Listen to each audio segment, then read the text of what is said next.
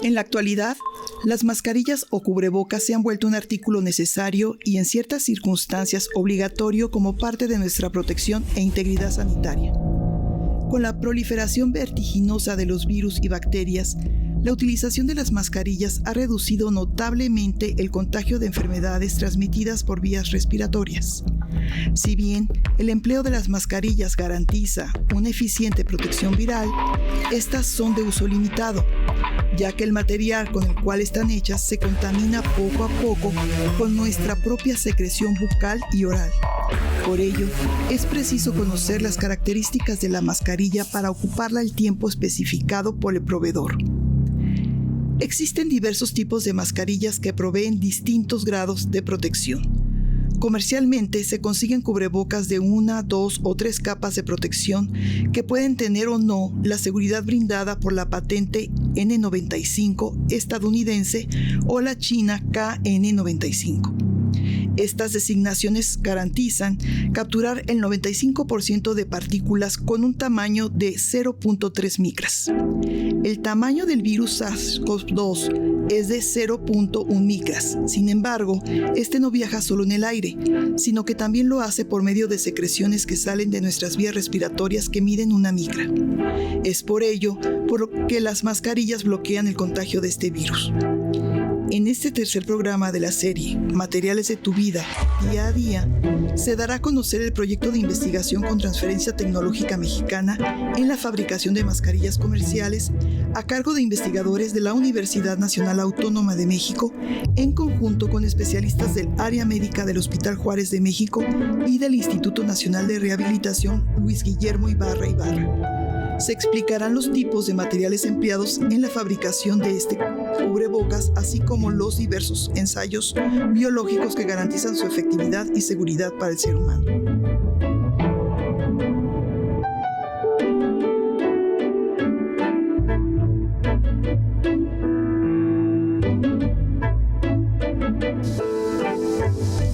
Sean todos ustedes bienvenidos a este tercer programa de la serie Materiales de tu vida día a día. En esta tercera emisión vamos a hablar sobre materiales en la protección sanitaria y concretamente vamos a hablar en el uso de las mascarillas. Para conducir este programa me acompaña la maestra Claudia Margarita Pérez Ruiz, académica y psicóloga de la Facultad de Ingeniería de la misma universidad. Maestra, muchísimas gracias por acompañarnos. Hola, este programa me parece que va a estar muy interesante porque es algo con lo que estamos actualizándonos, el uso de las mascarillas, y nos hemos acostumbrado a andar enmascarados. Sí, de alguna forma, sí. Y tenemos una invitada de lujo, que es la doctora Sandra Rodil Posada, del Instituto de Investigaciones en Materiales, que nos va a explicar no solamente las características de las mascarillas, sino además nos viene a comentar sobre la transferencia tecnológica que utilizaron para hacer un propio producto de patente. Sandra, muchísimas gracias por estar con nosotros. Muchísimas gracias, Miguel. Muchísimas gracias por la invitación. Es un placer venir aquí a platicarles lo que estuvimos haciendo para desarrollar estas mascarillas que han tenido muy buena aceptación por parte de la sociedad y que realmente nosotros como científicos estamos convencidos que son una buena solución. Nos pueden ayudar a protegernos. Ahorita vamos a comentar más a detalle. Sin embargo, les comento que en la parte baja del monitor va a aparecer los datos de contacto para que puedan llamarnos o en su defecto nos puedan escribir algún correo para que después les respondamos ampliamente a las inquietudes que nos puedan ir diciendo. Y como siempre digo, el programa se nos pasa muy rápido. La verdad tenemos mucha información que compartir y pues vamos a dar inicio al mismo. Y yo quiero iniciar con la doctora Sandra. Sandra, vamos a hablar de las mascarillas desarrollando en general, pero para tener en perspectiva precisamente una mascarilla, ¿nos podrías decir de forma muy breve de qué materiales, por lo que yo sé que depende de cada mascarilla, pero de qué materiales están hechos convencionalmente las mascarillas comerciales? Sí, claro que sí, Miguel. Escuchamos un poquito en la cápsula que hay diferentes tipos de mascarillas, pero la verdad es que para que se logren las altas eficiencias de las cuales estamos hablando, 95% de filtrado en partículas muy pequeñitas, se requiere que sean fibras poliméricas. Es muy difícil que un algodón o una fibra natural nos pueda dar esos niveles de protección. Normalmente son fibras poliméricas que se pueden producir por métodos en que casi se hace una maraña, pero es muy delgada de las fibras y esto permite que la porosidad sea muy baja y entonces realmente puedan capturar las partículas o lo que decimos, las gotas que emitimos cuando hablamos, respiramos, tosemos, estornudamos, ¿no? Y allí en esas gotas es donde van a quedar capturados, pero prácticamente es polipropileno y algo de poliéster que se pueden utilizar. Según el tipo de mascarilla pueden tener una capa, 2 capas, 3, hasta 6 capas para poder brindar esta protección. Entonces, por lo que comentas, este tipo de materiales son materiales procesados químicamente con esta estructura que mencionas de una cierta porosidad, vamos a llamarlo así, para que pueda garantizar que no pase o los virus o las bacterias. Sí, el proceso de fabricación es un polímero, es la fibra polimérica, pero el proceso de fabricación es el que asegura que la fibra tenga el menor diámetro posible y que no venga con un patrón regular, sino con un patrón todo desordenado que justamente nos sirva para evitar la filtración. O sea que si hiciéramos un acercamiento a estos materiales, quizás veríamos este patrón quizá tortuoso, para que veas que si hay un poro detrás, lo está cubriendo otra fibra. Otra fibra. Exactamente. Sí. Entonces, estos tipos de materiales comerciales de alguna forma tienen que pasar precisamente por procesos químicos para que podamos obtener los materiales como queremos en la estructura, en la arquitectura de este entramado, vamos a llamarlo así. Sí, son procesos químicos y físicos porque se hace un melting, se derrite totalmente el polímero y se inyecta a presión para lograr tener estas fibras tan delgadas.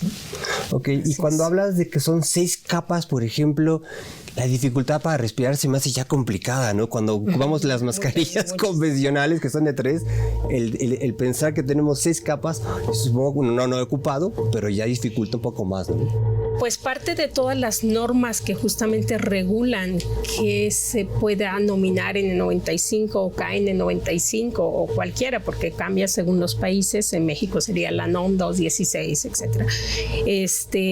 Justamente miden qué tan difícil es respirar. Y tenemos un máximo, o sea, yo no puedo ponerte algo que te bloquee mucho más. Hay un máximo a esa dificultad para respirar, hay una eficiencia de filtrado y además hay un ajuste alrededor de la cara que se debe medir. O sea, son 3 parámetros bien importantes que van a definir cómo funciona cada uno de estos tipos de mascarillas. Ok, entonces no nada más es meter capas por meter capas. No. Las capas pueden ser muy delgadas, pero el conjunto tiene varios papeles. Uno puede ser incluso un filtrado electrostático, en donde una de estas capas lleva una carga electrostática para justamente atraer a las partículas, a las gotas, y esto es lo que justamente les da la máxima eficiencia. Okay. Por eso no las podemos mojar, porque ya las dañamos. Entonces, en ese sentido, todas estas de súper alta eficiencia, pues tienen que ser desechables. No hay manera de que yo la lave y mantenga estas partículas, las van a perder. Habla del entramado de las telas. Esto me lleva a mí a pensar que en las personas también tenemos un entramado de ideas. Y en el confinamiento, en la emergencia sanitaria, la gente, algunas personas, algunas profesiones tuvieron que trabajar. Entonces había que atender la situación sanitaria, guardar mis emociones y salir a trabajar. El caso más visible es el de los médicos, de las enfermeras, de los trabajadores de limpieza que tenían que ir a hacer su labor. En su caso, ¿cómo le hicieron para sacar adelante un proyecto de elaboración de cubrebocas en el contexto del confinamiento? Sí, la verdad que fue algo totalmente voluntario, fue algo que decidimos como grupo de trabajo, el doctor Carlos Ramos, que por ahí lo escucharán platicar, y su persona, y yo que estoy aquí, decidimos que lo que teníamos ya iniciado, que era esta nanocapa de plata y cobre, realmente podría apoyar, podría ayudar, porque lo que vemos de las mascarillas es que las mascarillas van a acumular las bacterias y los virus en la superficie. Y está demostrado que el virus se mantiene hasta 7 días activo en estas superficies. Y las bacterias, pues todavía más, porque ellas pueden proliferar, crecer. Entonces, se necesitaba de alguna manera algo que hiciera que estos se murieran, virus, bacterias, realmente se murieran de una manera más rápida y eficiente. Teníamos ya la idea de la nanocapa de plata cobre, viene la pandemia y dijimos, esto puede apoyar. La verdad es que la Secretaría de Educación, Ciencia, Tecnología e Innovación de la Ciudad de México estaba también muy preocupada por encontrar soluciones. Entonces ellos acudieron a nosotros como científicos. Somos muchas gentes de la UNAM y de otras instituciones educativas que colaboraron desde hacer hisopos, oxímetros, termómetros, los mismos respiradores, concentradores de oxígeno. O sea, ellos nos buscaron y nos dijeron, necesitamos el apoyo de la comunidad científica. Nosotros inmediatamente dijimos, tenemos esta propuesta y creemos que vale la pena, y por eso dijimos, hay que trabajar. Entonces sale su fase como persona de voluntariado, de querer hacer algo para empezar a poner alguna solución a algo que le pueda servir a las personas, y con ello ir empezando, porque apenas empezaba la situación, a tener medidas de prevención. Entonces salen estas ideas de, a pesar de la situación conflictiva, sale esta fuerza personal, querer hacer, contribuir para tener esta solución. Sí, era mucho personal de decir sí lo podemos hacer, pero también nuestra institución no lo permitió, ¿no? Porque sabemos que muchas facultades o institutos definitivamente cerraron las puertas. En nuestro Instituto de Investigaciones en Materiales se nos permitió colaborar, se nos dio el apoyo mínimo que se requería, y claro, la precaución la teníamos que tomar nosotros, ¿no? Pero estuvo bien, o sea, nos permitió trabajar. No, además esta incorporación a laborar fue paulatina, ¿no? Justamente por el momento en que estábamos viviendo, era como que con todas las personas para precisamente evitar este tipo de contagio masivo. Sí, éramos pocos los que estábamos en el laboratorio. En ese entonces teníamos un par de postdoc y nos apoyaron y nos apoyábamos, ¿no? Yo voy por ti, yo te traigo, porque sabíamos que no podíamos ingresar a la UNAM desde cualquier lado, no podíamos arriesgarnos a que tomaran el transporte público. Entonces, incluso como grupos nos apoyábamos. Pues muy bien. Bueno, ahora vamos a escuchar y a ver una cápsula donde el doctor Carlos del Instituto de Materiales nos va a hablar de cómo se inicia este proceso de elaboración de cubrebocas.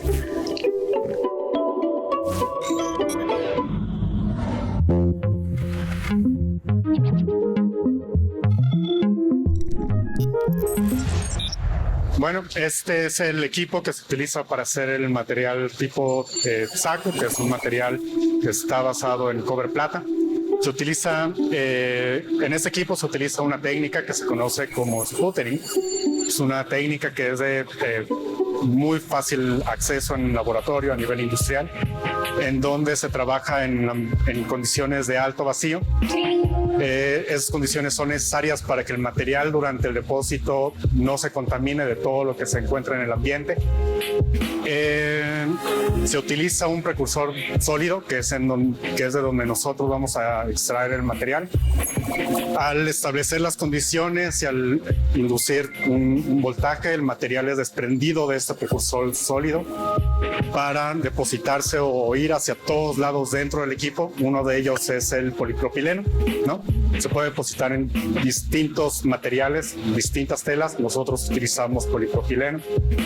El propileno es un material que realmente se utiliza, es de muy fácil acceso, es muy comercial, es muy respirable y muy eficaz para que este material se adhiera, ¿no? Entonces, esta técnica se podría decir que nosotros lo utilizamos para pintar, ¿no? El polipropileno. Esa pintura, por llamarlo así, es de aproximadamente 30 nanómetros. El polipropileno tiene esta configuración, es un rollo que es aproximadamente de 20 metros aproximadamente. Esta tela va a pasar utilizando un motor realmente sencillo, va a pasar a través de donde está nuestro material, nuestro precursor, para terminar con esta coloración, ¿no? Esta coloración ya se ha estudiado, ha sido aproximadamente de 30 nanómetros.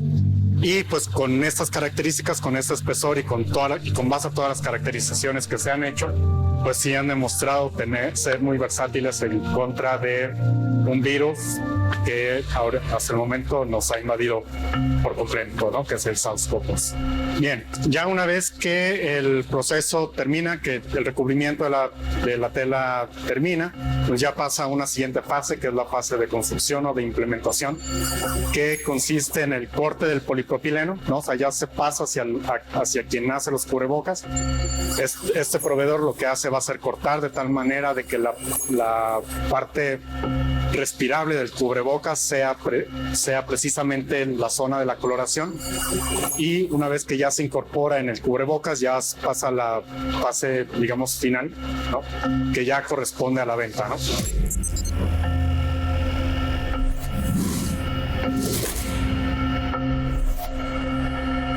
Esta cápsula fue filmada precisamente en el laboratorio en el cual trabaja Sandra, y la verdad pues salen muchísimas preguntas. Si nos puedes explicar brevemente cómo surgió la idea de esta nanocapa y por qué haber seleccionado plata y cobre. Sí, llevamos varios años realmente nosotros ya trabajando sobre recubrimientos buscando propiedades biocidas. No es algo que empezó ahorita, es algo que ya llevamos desde varios años. Es lo que hacemos en el laboratorio, películas delgadas, recubrimientos. Y habíamos tenido la idea desde hace mucho de la plata, pero luego vimos que se puede dar una sinergia si yo pongo los dos metales. Tú lo sabes, un par de corrosión galvánica, en donde el hecho de que haya dos metales disímiles va a hacer que la liberación de iones de cada uno se pueda aumentar. Entonces, la idea de combinar plata y cobre es aumentar, potenciar mucho más la actividad biocida, la actividad bactericida que se conoce de cada una de ellas. De hecho, el primer experimento fue plata, cobre y mezclas de diferentes concentraciones de plata y cobre. Entonces, allí nos apoyamos al menos con pruebas bactericidas y vimos que efectivamente cuando tenemos la mezcla tenemos una mejor respuesta bactericida. Entonces ya empezar a trabajar con la nanocapa, y tiene que ser nanométrica porque queremos que sea una pequeña cantidad de material nada más. Esta nanocapa, por eso así le llamamos plata, cobre, nos da la posibilidad de cubrir un espectro más amplio de bacterias que podemos atacar, y además potencia su efecto al estar los dos metales juntos. ¿Se depositan al mismo tiempo o se van depositando a diferentes momentos? Al mismo tiempo. Al mismo tiempo, ya lo vimos en la cápsula, es un sistema en que nosotros decimos, hacemos una película a nivel atómica, ¿no? Vamos poniendo átomos de una cosa y de otro, y de esto se nos va formando la capa, ¿no? Entonces, son metales que son justamente solubles, entonces se pueden mantener entre ellos igual, ¿no?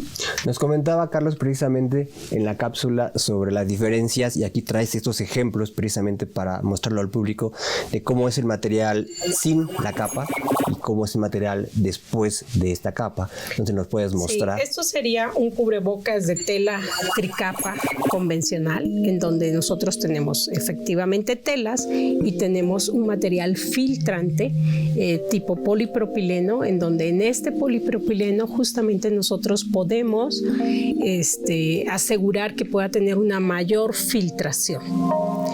Si nosotros ahora a este polipropileno le agregamos la nanocapa, lo que nosotros vamos a ver, pues así de manera aparente, inmediata, es un cambio en el color del polipropileno, pero lo interesante está en las propiedades realmente de eliminar al virus, que hicimos pruebas en ese momento con el SARS-CoV-2, y eliminar todo un conjunto de bacterias realmente que son bastante patógenas, ¿no? Entonces vuelve a ser la tricapa y con esto se va a hacer el cubrebocas. cubrebocas, ¿no? Tricapa. Si yo tocara esa nanocapa, ¿se me queda en mi mano? ¿Se impregna en mi piel si yo se rompea la mascarilla y yo la agarro?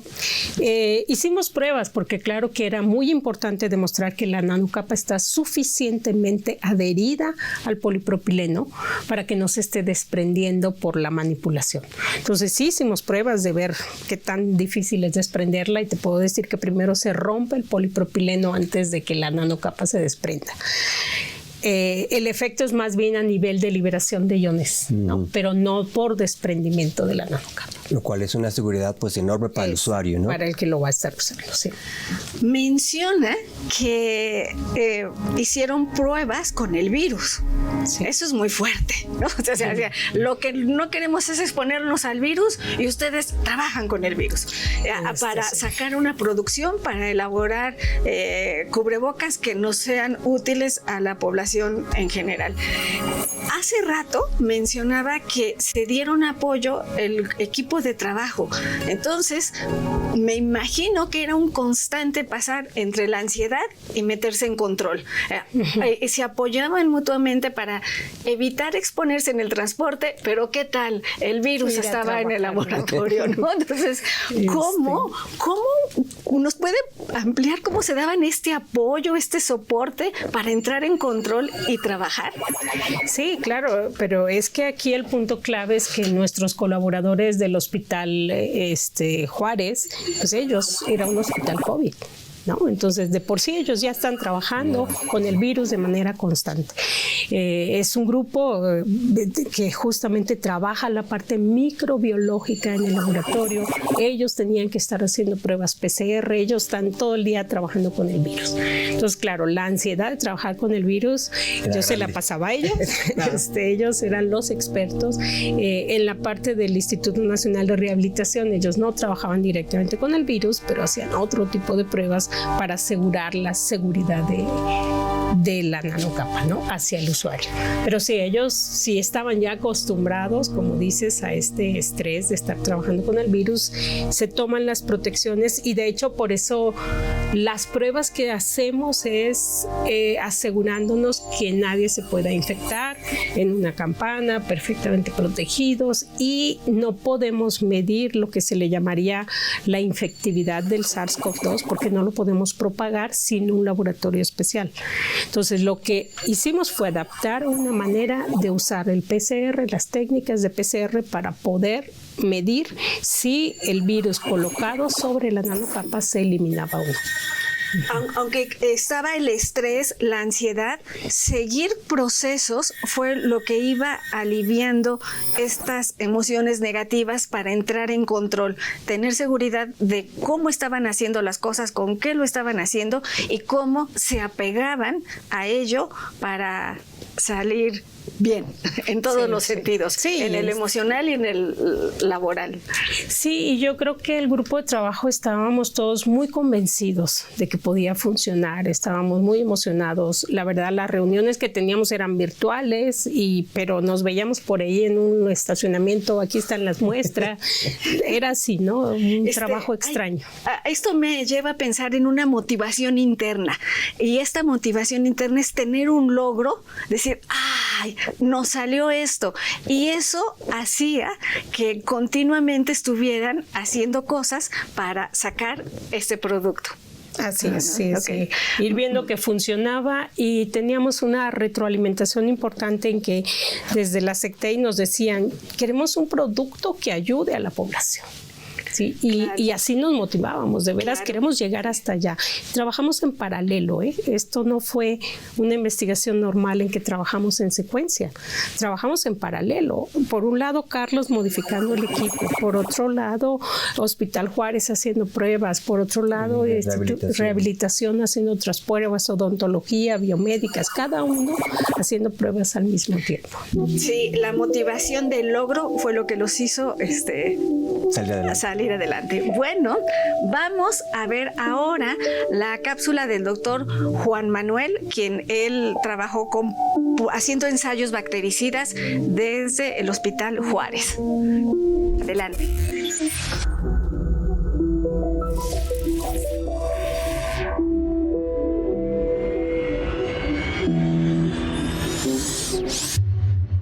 En el Laboratorio de Microbiología Molecular del Hospital Juárez de México, llevamos a cabo una serie de pruebas para validar que efectivamente la nanocapa de cobre y plata presentaba actividad biocida sobre microorganismos de interés médico, por ejemplo, las bacterias que causan neumonía asociada a ventilación mecánica en pacientes COVID-19 y otro tipo de bacterias que causan, por ejemplo, infecciones nosocomiales como sepsis, infecciones en heridas e infecciones oportunistas. Por otro lado, también empleamos al propio virus SARS-CoV-2 causante de la COVID-19 para evaluar la actividad de esta nanocapa de cobre y plata sobre estos patógenos de interés médico. Metodológicamente, lo que hicimos en el Laboratorio de Microbiología del Hospital Juárez de México fue depositar estos microorganismos vivos sobre esta superficie de cobre y plata, empleando variables como por ejemplo la concentración, es decir, la densidad de microorganismos que teníamos sobre la superficie de cobre y plata, diferentes tiempos de exposición de estos microorganismos. Una vez transcurrido el tiempo en el cual se colocaron estos microorganismos y el virus SARS-CoV-2 sobre la nanocapa de cobre y plata, lo que procedimos fue a realizar ensayos de cultivo microbiológico clásico para tratar de recuperar estos microorganismos después del tratamiento o del contacto con esta nanocapa. Por otro lado, con el virus SARS-CoV-2 lo que hicimos fue hacer ensayos de biología molecular de RT-PCR para poder detectar moléculas activas, en este caso el material genético del virus, y detectar si efectivamente se encontraba con actividad biológica después de haber sido retado junto con la nanocapa de cobre y plata.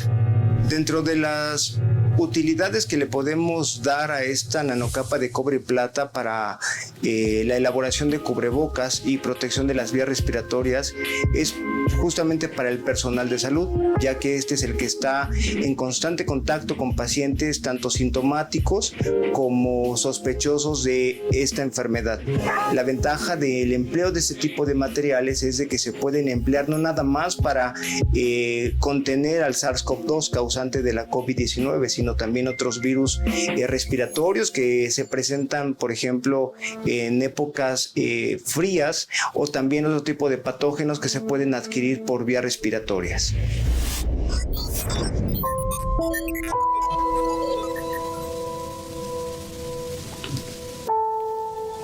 Fíjate, Sandra, qué interesante lo que comenta precisamente el doctor Juan Manuel.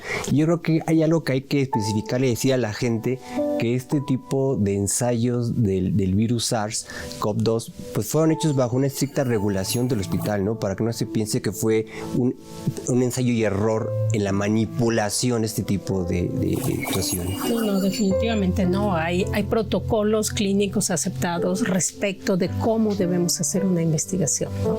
Y el protocolo asegura que va a ser funcional, que realmente la respuesta que nos da nos va a decir lo que sucede con el virus, pero además que hay todos los niveles de protección para quien va a estar haciendo las pruebas, ¿no? Claro. Sí, están bajo norma nacional e internacional, pero siempre nos ajustamos a estas normas, ¿no? y se da la aprobación. La verdad es que sí es algo que hay que tener siempre en mente, que siempre está muy regulado, ¿no? Así es, sí. Bueno, pues llegó el momento de hacer una pausa. Estamos a la mitad del programa. No se vayan, regresamos en breve. Hay mucho material que queremos discutir con ustedes, mostrarles, porque pues es un proyecto muy interesante. Volvemos en un momento.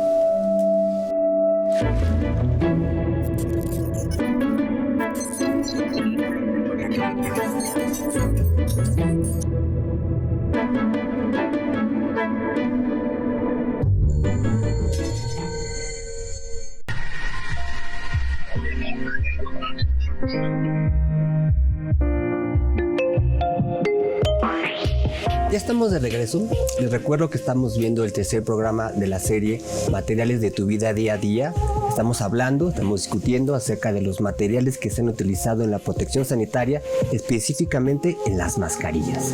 Les recuerdo que tenemos datos de contacto, aparecerán en pantalla, tanto teléfonos como correos, para que puedan precisamente contactarnos y si tienen alguna duda, hacérsela llegar a la especialista, que en el caso de hoy es la doctora Sandra Rodil, y posteriormente se las vamos a contestar.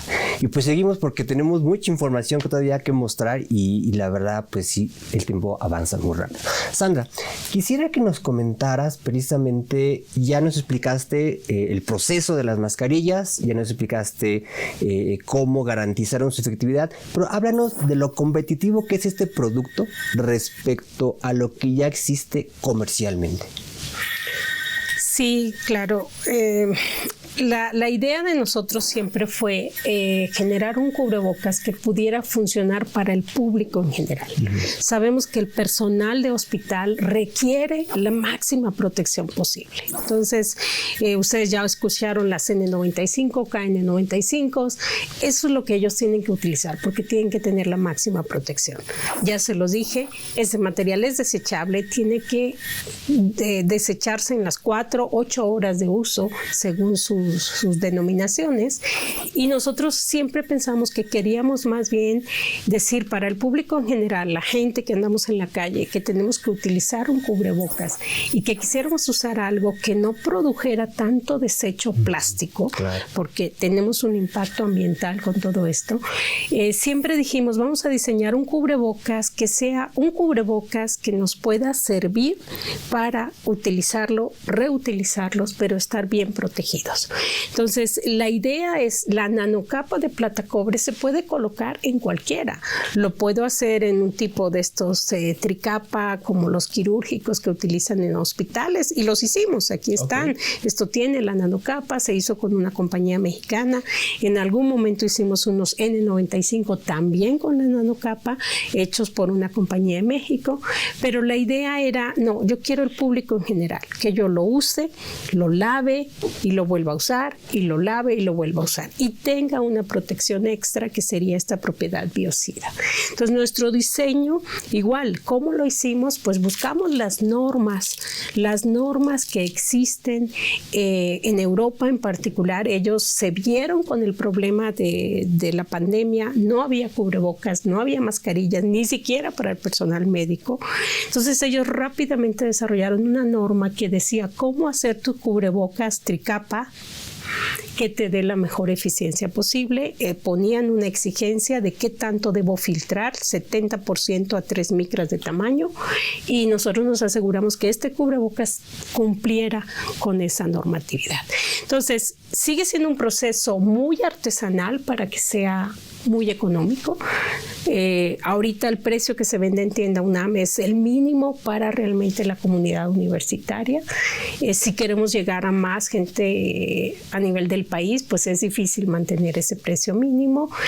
Quisiéramos crecer nuestras capacidades y que esto permitiera que el precio todavía disminuyera, pero la idea es, cualquiera que sea el costo, lo tienen que dividir entre 10, porque yo estoy diciendo que nosotros garantizamos que esto funciona con propiedades biocidas hasta 10 lavados. Ok, es lo que te voy a preguntar. Eso es importante. ¿Cuántas veces será recomendable, seguro, reutilizarla, lavarla? Sí, la idea es que nosotros probamos justamente hasta dónde podemos mantener esa propiedad biocida. Sabemos que hasta 10 lavados lo garantizamos, ¿no? Más allá, pues el cubrebocas como cubrebocas, claro, como protege, filtro sigue funcionando, pero ya no tiene esa propiedad de matar al virus o eliminar bacterias, ¿no? Se va perdiendo la nanocapa. Quiero mostrar en pantalla precisamente cómo se puede obtener en tienda UNAM este tipo de mascarilla, este tipo de producto, para que identifiquen de lo que estamos hablando. Y parecería muy trivial, pero háblanos un poco del diseño de la mascarilla, porque como lo acabas de mencionar, cambia mucho al sector al cual va dirigido, y parecería algo muy sencillo, pues yo creo que tiene algo un diseño importante detrás. Nosotros no inventamos el diseño como tal de esto que se les llaman las mascarillas 3D. Lo que hicimos fue probar muchos modelos diferentes, probarlos, ¿no? Como decir, hacer esto o hacer otras formas y encontrar uno que nos diera ese máximo ajuste. Hay metodologías para medir el ajuste, y lo que encontramos es que justamente combinando este modelo con los ajustadores que tenemos aquí, nos permite lo más posible cerrar el cubrebocas, ¿no? Entonces, no es una eficiencia del 95%, pero sí tenemos que asegurar ese 70% cuando lo estamos utilizando. Entonces, sí jugamos un poquito con buscar el mejor diseño, mejor ajuste y las propiedades biocidas que aseguramos de la nanocapa. Okay. Hay un logro en el diseño del material, el diseño del cubrebocas. En este sentido de ir obteniendo logros como investigadores y como equipo de trabajo, donde pudieron mostrar su potencial, donde pudieron echar a andar sus conocimientos, ¿cuáles serían 2 factores de éxitos personales en la consecución de llevar a término este proyecto?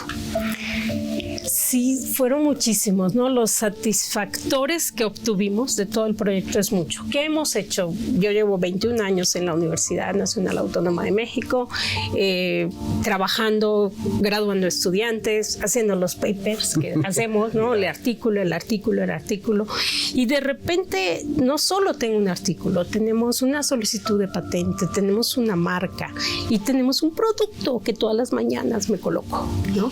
Entonces, la verdad, los satisfactores que tuvimos fueron enormes y yo creo que fue una parte, hay 2 puntos o 3 puntos, no puedo dejártelo en 2, hay 3 puntos esenciales del éxito. Uno, la SECTEI de veras nos movió como grupo. Nos reuníamos todos los sábados, un subgrupo de la red ECOS para pensar en soluciones.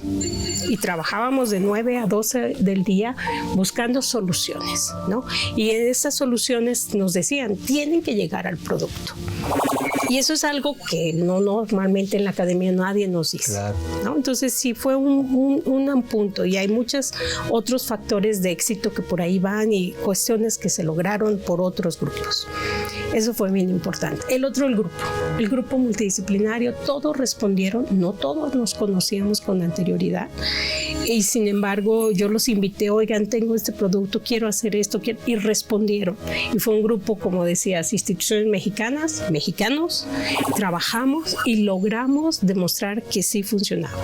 Ahí están los artículos en revistas nacionales, internacionales, o sea, se logró por el grupo, no solo yo, somos todo este grupo que estamos presentando. Y luego el tercero, la verdad es que debo decir que la difusión que dio Gaceta UNAM nos llevó a la sociedad y la sociedad respondió de una manera realmente muy agradable. La sociedad dijo, excelente, la UNAM hizo algo por nosotros, la UNAM nos está apoyando. Entonces nosotros ahí vimos el compromiso que teníamos. O sea, fue padrísimo, pero luego dijimos, ups, tenemos un gran compromiso. ¿Por qué? Porque podíamos hacer muy poquitos cubrebocas. Y la pregunta era, ¿dónde los consigo? ¿Dónde los compro? ¿Dónde? Habíamos prometido tienda UNAM, al menos ya cumplimos, ya estamos en tienda UNAM.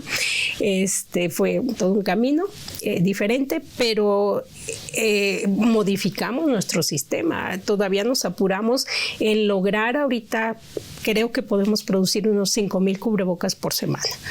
Cuando al principio si hacíamos 5,000 al mes, era un gran logro, ¿no? Hoy en día ya estamos en capacidad de hacer esos 5,000 a la semana.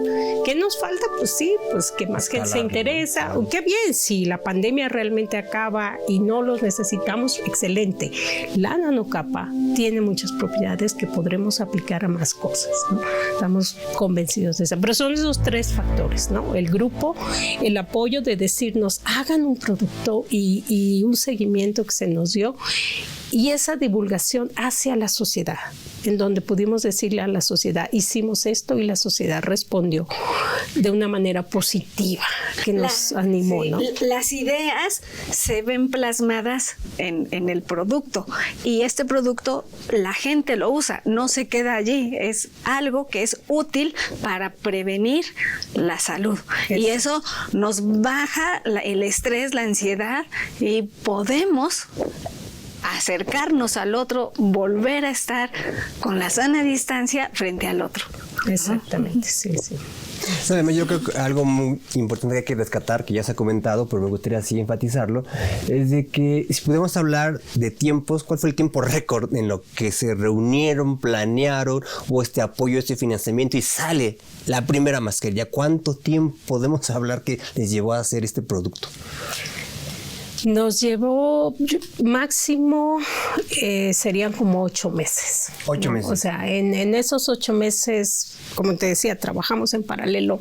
Modifica el sistema, hay que optimizarlo, hay que hacer que rote y que vaya a la buena velocidad y haber pruebas para Fedra, pruebas para Juan Manuel, pruebas para Argelia, que todos tuvieran pruebas y que estuviéramos trabajando al mismo tiempo. O sea que si no mal recuerdo, en marzo del 2020 la UNAM cierra debido a la pandemia, y si tú hablas de 8 meses, estamos hablando de noviembre, que en noviembre posiblemente salió la primera mascarilla. No, bueno, sí, a lo mejor cuando tú digas que esté la primera mascarilla, sí nos tardamos un poquito más. Okay. De tener los resultados, nosotros por ahí de diciembre ya estábamos convencidos de que funcionaba y empezamos a decir, ahora, ¿cómo hago una mascarilla? ¿No? Porque aquí, claro, obviamente aquí hay costura, entonces busca quien lo pueda coser, consigue quien te pueda vender el polipropileno. Entonces, cuando sale la noticia en agosto del 21, sí, ya teníamos todo montada la producción.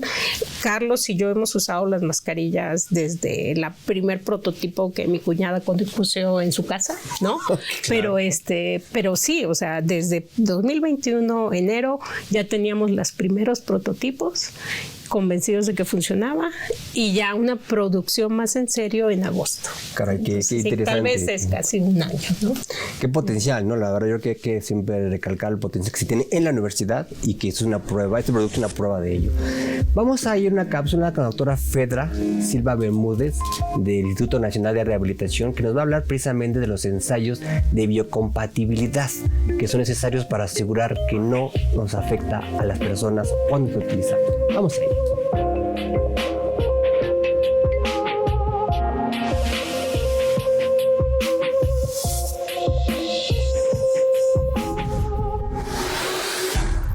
Nuestra participación en este proyecto multidisciplinario consistió en evaluar la biocompatibilidad de los materiales que se desarrollaban para los cubrebocas. En un momento les voy a explicar un poquito más qué es esto.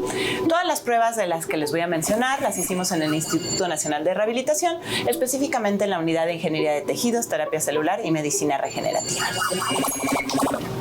¿Qué pasa? Cuando nosotros tenemos un material y ya se probó que este material funciona para cualquier función para la que haya sido diseñado, la otra parte muy importante es ver que cuando esté en contacto con el cuerpo, el material no le haga ningún daño al cuerpo humano, a ninguno de sus tejidos, a ninguno de sus órganos. Por ejemplo, cuando tenemos un material que se desarrolla para una prótesis, nosotros lo implantamos en el cuerpo. Este material, esta prótesis, va a sustituir la función que se dañó en el hueso, que ya no funciona por un golpe, una enfermedad, por lo que sea. Queremos que la pierna se vuelva a mover libremente, pero no queremos que el material vaya a despertar a nuestro sistema inmune y que el sistema inmune provoque inflamación, venga a atacarlo, etc. Esa es la parte de la biocompatibilidad.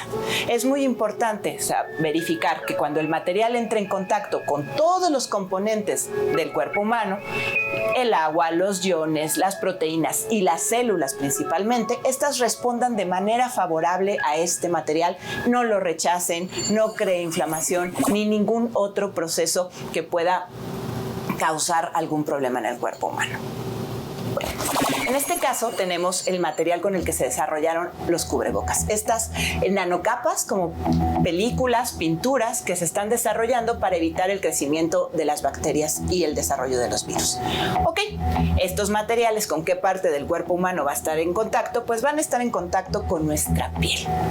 Nuestra piel está compuesta de 2 capas. Nuestra piel representa nuestra barrera que nos protege contra todo lo externo. Tiene 2 capas, una de ellas es la epidermis, la que podemos ver encima, y es una capa de células que hasta arriba de estas celulitas, estos componentes de la piel, están muertos y no causa ningún daño cualquier agente externo. Estas celulitas que están en esta primera capa se llaman queratinocitos y ese va a ser nuestro modelo de estudio. Posteriormente, abajo de esa capa tenemos a la dermis, donde el principal componente celular, ese componente que va formando toda la piel, se llama fibroblastos. Entonces nosotros tenemos un modelo en que queremos ver que este material con el que se desarrolla el cubrebocas no dañe ni a los queratinocitos ni a los fibroblastos. La otra parte importante es que el cubrebocas lo vamos a poner en nuestra cara, sobre nuestra boca. Cuando nosotros hablamos y respiramos, generamos muchas gotitas, ¿no? Generamos vapores que humedecen al material. Cualquier material que se humedece comienza a degradarse, comienza a soltar muchos componentes que podrían penetrar la barrera de la piel y comenzar a causar algún daño. Entonces vamos a tener nuestro material en condiciones de humedad y lo vamos a probar contra los queratinocitos y los fibroblastos y vamos a ver su respuesta.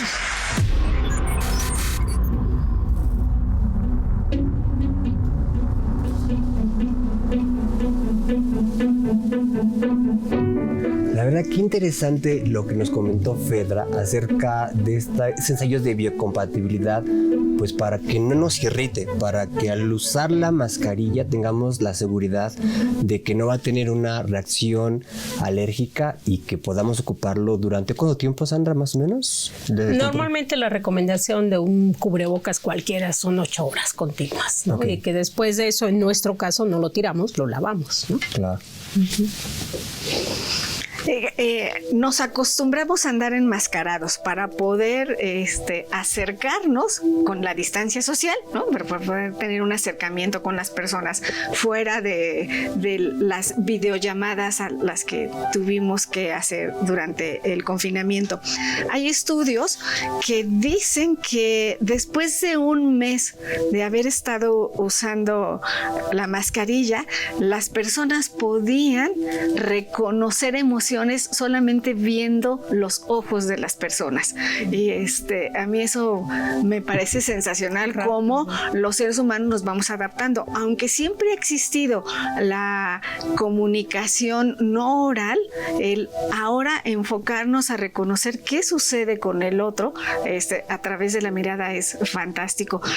Hay una historia de una persona que iba caminando, se acerca a alguien más, saluda y esta persona responde el saludo y dice esta persona: no me reconociste. ¿Cómo es posible que te diste cuenta de que no te reconocí si traigo el cubrebocas? Pues esas cosas pasan porque nos vamos adaptando y eso es algo que tenemos los seres humanos. Pues sí, pero definitivamente yo creo que no usar las mascarillas es lo que tendremos que regresar a eso en algún momento dado, ¿no? Para regresar a esta normalidad. Bueno, vamos a ver la última cápsula del programa con la doctora Argelia Almaguer. Es investigadora de la Facultad de Odontología que precisamente nos va a hablar sobre los ensayos que se hicieron en su laboratorio precisamente con estas mascarillas. Vamos a ver.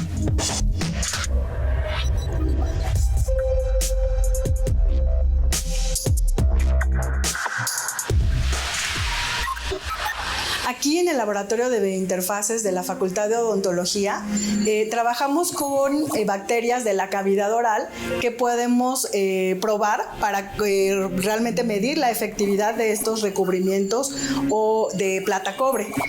Usamos bacterias que se han aislado de la boca y que sabemos que pueden ser patógenas y que pueden transmitir enfermedades. Y también estamos probando virus bacterianos que se llaman bacteriófagos para probar esta capacidad antiviral de los nanorrecubrimientos de plata cobre. Utilizamos un aparato que simula esta generación de aerosoles y a través de este aparato hacemos que pase estas bacterias o pasen estos virus y tengan contacto con el nanorrecubrimiento y podamos ver si les afecta la viabilidad, es decir, su capacidad de duplicarse o de generar enfermedades. Uno de los principales intereses que tenemos es investigar el poder antimicrobiano de estos nanorrecubrimientos o de estas películas sobre las telas para poder ser utilizadas como cubrebocas antibacterianos para personal médico como los odontólogos. Por eso es muy importante saber si estas bacterias que están en la boca pueden ser inhibidas por los nanorrecubrimientos. En esta cámara de anaerobiosis nosotros crecemos bacterias de la boca que crecen en condiciones anaeróbicas, es decir, sin la presencia de oxígeno, y con ello podemos investigar si pueden ser efectivas como nanocapas, como recubrimientos antibacterianos.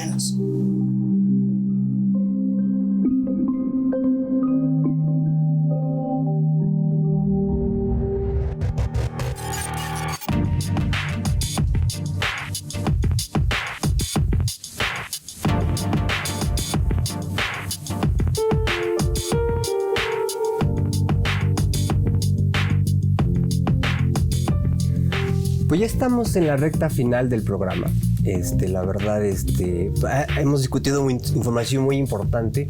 La verdad, en estas 4 cápsulas hemos querido dejar que la gente entienda aquellos ensayos que son necesarios para que un producto de esta naturaleza pueda salir al mercado y procurar que es un producto que ayuda en vez de estorbar y que es un producto que beneficia a la salud. Entonces, la verdad, pues ya estamos prácticamente en la recta final y me gustaría que hiciéramos las conclusiones, las reflexiones de lo que hemos comentado como corolario de todo lo que hemos visto en este programa. Sandra, ¿qué le puede decir al público de todo lo que hemos hablado? Pues al público le debemos decir gracias, porque realmente la respuesta que nos dieron cuando salió la noticia para nosotros fue muy gratificante. Como científica creo que hemos logrado mover las cosas un poquito, de decir si podemos hacer productos, podemos hacer los papers, también habrá en algún momento una tesis, patente, todo podemos hacer, y el tener el impulso por parte de nuestras instituciones nos va a seguir ayudando y a seguir ese camino.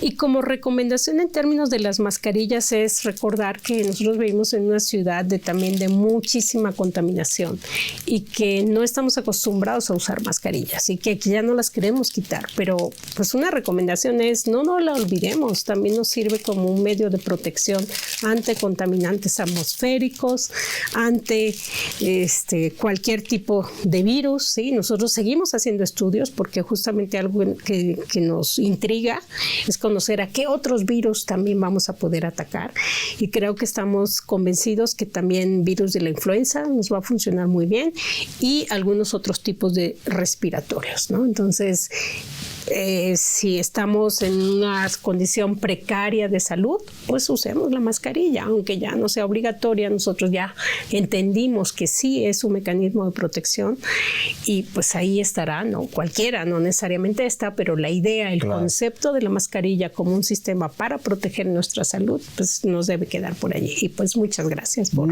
y además también en las épocas de fríos, ¿no? Donde las enfermedades respiratorias son terribles y que la verdad pues siempre nos protege a nosotros mismos, ¿no? Para empezar. Llegamos al final.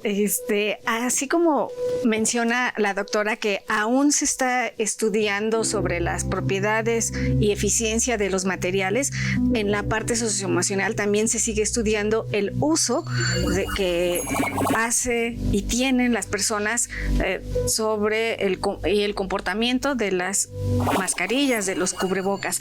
Las emociones van de acuerdo a las creencias, las costumbres de las personas, y entonces vemos que hay una gama desde emociones negativas, conflictivas, hasta emociones de quien dice, ay, por fin salió algo que me permite tener una movilidad diferente. Y se sigue todo esto en distintos ámbitos del conocimiento, se sigue estudiando. Y yo creo que habrá muchas personas que se suman a mi voz al decir y al dar un reconocimiento a los investigadores, al equipo de trabajo que tuvieron rutinas largas, a marchas forzadas, con estrés, con ansiedad, con momentos de control, para que la sociedad en general pudiéramos tener algo y salir a la calle con una medida de protección. Pues sí, la verdad que yo también yo me sumo a lo que comentas, que lo que le hace la universidad no solamente se queda a nivel de artículos, a nivel de tesis, sino que productos como estos se logra la transferencia tecnológica y eso permite un beneficio directamente a la sociedad, y eso es parte de los objetivos de esta universidad, eso que le retribuye a la sociedad en este tipo de productos. Pues la verdad, muchísimas gracias, maestra Claudia, muchísimas gracias por este programa.